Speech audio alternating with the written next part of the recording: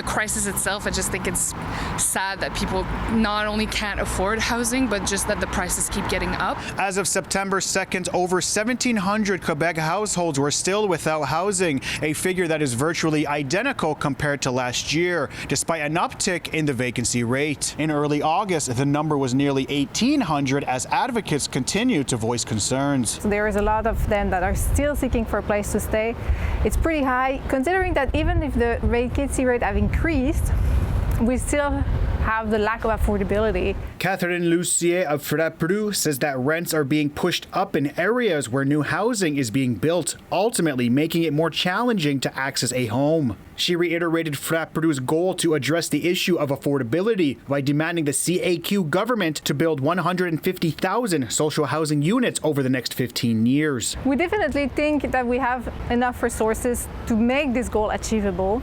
We represent more or less 10,000 units in Quebec every year. While discussing solutions, Lussier explained it is essential to have the 2020 regulation bylaw, which requires construction companies to ensure that 20% of a project is social housing, 20% affordable housing, and 20% family housing, despite some recent calls from political leaders wanting to replace the 2021 bylaw. We think it's still necessary to have it. So for that, we consider that we need to not dispose of it, but we need to get it better. Quebec Housing Corporation told City News that as of September 2nd, 346 households were in temporary accommodation, 128 of whom were staying in hotels, while 218 were staying in other accommodations, such as with relatives. I think it's just disappointing that not a lot of people can afford housing anymore.